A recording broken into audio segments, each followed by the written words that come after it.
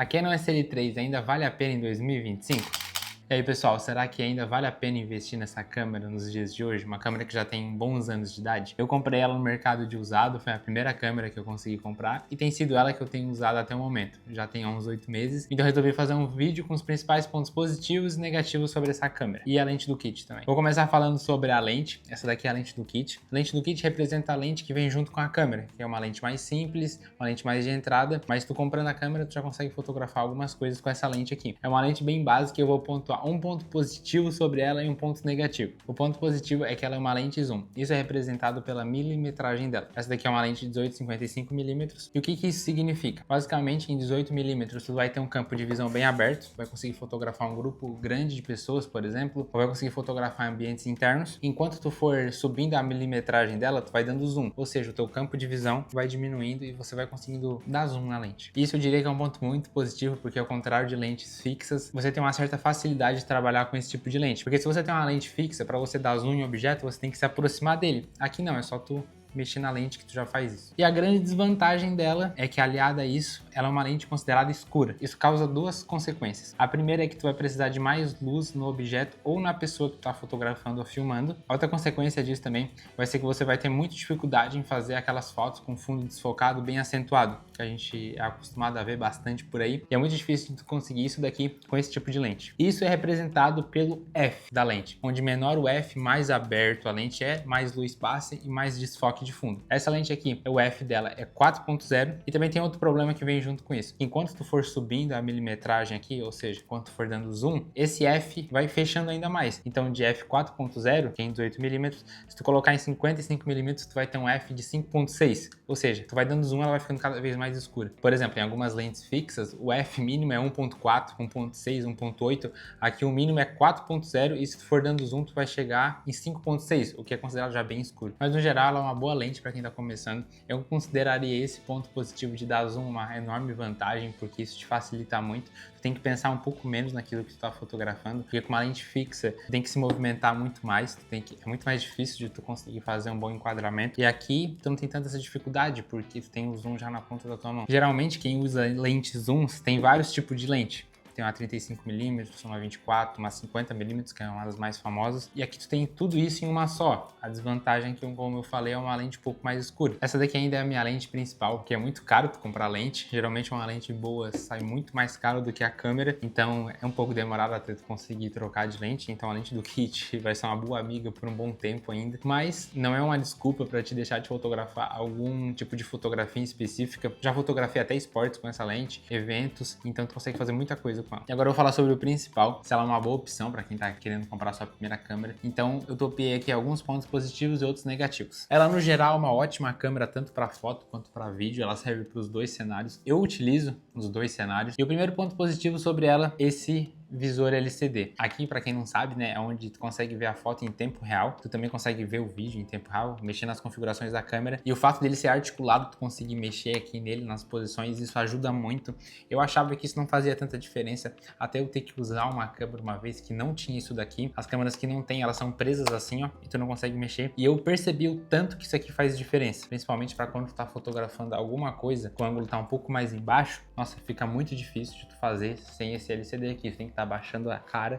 E aqui não, aqui é só tu virar assim, ó, que tu já consegue ver olhando para baixo. Isso daqui é muito bom e ajuda demais. Outra vantagem também é que ele é touch. Então para quem tá começando, eu não uso muito touch, eu gosto mais de mexer nos botões aqui da câmera, mas para quem tá começando, eu quando comecei sempre usava o touch aqui para mexer em todas as configurações, porque é muito mais simples, né? Muito mais visual. E outra vantagem dela é que ela já tem entrada para microfone externo, que é essa entradinha P2 aqui. Algumas câmeras não tem essa entrada e o microfone da câmera não é muito bom, então sempre recomendo que tu use o microfone externo e já tá a entrada aqui, já é uma boa vantagem. Outra coisa que também vem aliada a isso é que ela já tem entrada para o computador, então tu consegue conectar o PC aqui por uma entrada micro USB e com isso tu consegue tanto ver a foto em tempo real, fazer a captura vinculada que a gente chama, basicamente a foto que tu faz aqui na câmera já sai no computador em tempo real e tu também consegue fotografar direto pelo computador. Tu vai precisar disso em algumas situações muito específicas, mas quando tu precisa eu diria que é uma enorme vantagem, porque eu preciso disso e isso eu considerei como algo muito bom. Ela também tem Wi-Fi e Bluetooth, consegue conectar o teu celular e ver em tempo real o que está sendo passado aqui no visor, tu consegue ver o vídeo em tempo real,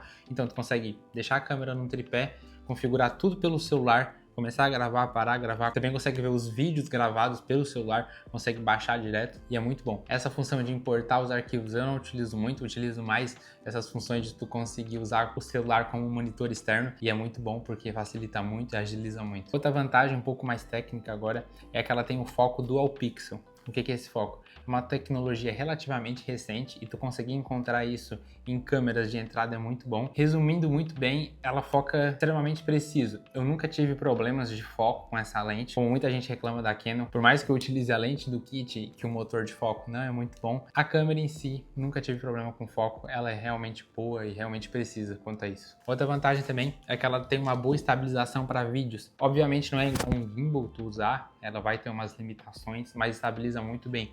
Eu demorei um pouco para descobrir essa função, porque eu não ouvi muita gente falando sobre, e quando eu descobri eu achei bem revolucionário, porque eu achei que não tinha. Essa função geralmente é restrita a câmeras mais caras, a câmeras mais completas, e tu ter aqui é muito legal. Outra coisa também é que ela já filma em 4K, 24 FPS. Tem algumas limitações desse 4K que eu vou falar nos pontos negativos, mas no geral eu nunca utilizei muito, mas caso você precise, caso vai fazer alguma coisa pro YouTube, algum podcast, talvez você vai filmar em 4K, então para ti talvez isso sirva. Para mim não muito, porque eu gravo principalmente para rede social, que não suporta 4K, então eu não gravo nativamente assim na câmera por conta das limitações que eu vou citar que ela tem nesse formato de 4K, mas é algo legal. Talvez seja algo importante para você, para aquilo que você produz. Agora para os pontos negativos, que foi o que mais me abalou assim. Essa questão do 4K, eu falei que eu não uso e o principal motivo de eu não usar é porque, primeiro, a câmera ela dá um pequeno crop. O que isso significa? E quando tu coloca em 4K, ela vai dar um pequeno zoom na imagem, ou seja, tu vai perder um pouco do campo de visão. Então isso é algo negativo. Outra coisa, lembra que quando eu falei do Dual Pixel, que é um foco muito bom e tudo mais, esse foco não está disponível em 4K. Então, se tu for colocar em 4K, o foco que a câmera vai fazer é um foco por contraste. Esse foco é infinitamente inferior ao Dual Pixel. Então, muito provavelmente, se tu for usar 4K e gravar uma pessoa em movimento, com certeza a câmera vai perder muitas vezes o foco, porque isso é bem lento. Se tu for gravar alguma pessoa parada, algum podcast, alguma coisa assim, talvez tu não tenha tantos problemas com isso. Tu pode até usar o foco manual aqui, deixar a câmera paradinha, mas se tu for gravar alguma coisa em movimento, esse 4K é muito limitado. Então, esse é um dos principais motivos do porquê eu não uso. Outro ponto negativo sobre essa câmera, que pra mim é o pior deles e que é algo muito chato, é a sapata do flash. Geralmente as sapatas são 5 pinos. São os 4 pinos da volta e o pino central. Simplesmente a Canon tirou o pino central dessa câmera para conseguir vender os flashes originais da Canon, que são muito mais caros. Então é muito difícil de tu encontrar um flash sem ser o da Canon para essa câmera. Eu consegui encontrar esse outro flash aqui, que é da Yongnuo, que ele dá certo pelos 4 pinos. O flash em si tem 5 pinos, porém tem uma atualização que tu faz nesse flash, que tu conecta ele no computador, que ele vai descartar esse 5º pino. E daí, magicamente, ele funciona com a câmera. Mas assim, são poucos flashes, eu tive que pesquisar bastante. E se tu vai usar um transmissor, para que serve o transmissor? Tu vai deixar o flash longe e daí tu vai colocar um transmissor aqui em cima, um receptor aqui, e daí o flash vai disparar junto com a câmera sozinho. E para te achar um transmissor que funcione nessa mesma questão dos 4 pinos, é mais chato e também é mais caro. Então, para mim, essa questão do flash é algo muito ruim, que eles tiraram, simplesmente tiraram, não tinha muito motivo, que provavelmente foi para vender mais os flashes originais da Canon. Outro ponto negativo sobre essa câmera, que é a questão do vídeo. Ela grava somente em MP4, então ela não grava em log, em nada do tipo. Para quem não sabe, log é um arquivo flat, que a gente chama, que é um arquivo sem cor, cinza, que daí tu vai conseguir colorir esse arquivo depois na pós-produção. Só que esse arquivo em log a câmera não entrega. Não tem como tu gravar em log, a câmera não tem suporte para isso. Talvez tu nem se importe com isso. Eu, quando comprei a câmera, nem sabia o que era um arquivo em log, não fazia ideia. Mas depois que eu descobri, eu pensava, vou começar a gravar assim. Daí foi quando eu descobri que essa câmera não tinha suporte. Ela até tem como tu baixar um perfil de cor que simula o arquivo em log, mas não é a mesma coisa do que tu gravar direto em log, que é o CineStyle que eu utilizo, mas realmente não se aproxima 100%, assim, é até algo bem distante. Talvez pra ti não faça diferença, ou talvez vai fazer diferença só daqui a algum tempo, como foi o meu caso, mas é importante saber disso. Tu vai sempre filmar em MP4 ali, o arquivo já vai sair pronto. Não é igual a foto, por exemplo. A foto ela entrega em RAW normal, sem problema, mas pro vídeo só MP4. Outra questão também, ponto negativo, isso é algo muito específico, eu acho difícil de tu se incomodar com isso, mas para mim eu precisei fazer um trabalho uma vez e essa função não tinha, que é a função sobrepor para fotos. Basicamente, quando tu faz uma foto com a câmera, consegue selecionar essa foto para ela ficar um pouquinho transparente em cima do visor. E às vezes tu quer fotografar um objeto sempre no mesmo ângulo.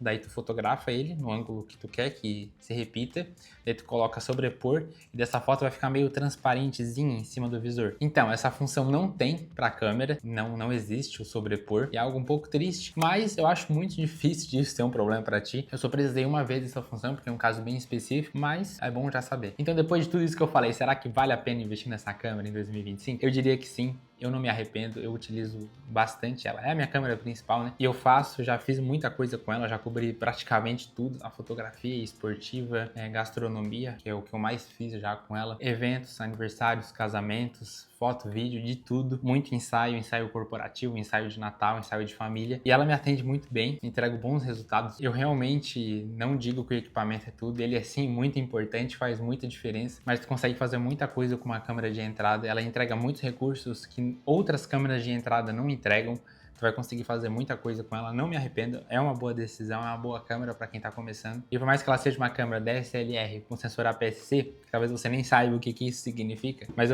provavelmente vou fazer outro vídeo sobre isso. Basicamente é um sensor um pouco mais simples, ele tem um crop também, ele dá um pouquinho de zoom, o próprio sensor da câmera. Ele tem um baixo rendimento em ambientes com pouca luz, que daí tu perde um pouquinho a qualidade, a nitidez da imagem. Por esses tipos de câmera com esse sensor é sempre muito bom tu ter um ambiente bem iluminado, pra te não ter problema com a perca de nitidez, de qualidade, começar a aparecer ruído, que é basicamente um granuladinho que aparece tanto na foto como no vídeo. Eu novamente digo que é uma boa câmera, é uma boa opção para quem tá começando, não me arrependo. Mas e você? É uma boa opção para ti? Te serve? Você pode deixar aqui nos comentários, dar uma curtida aí para ajudar o canal e até um próximo vídeo.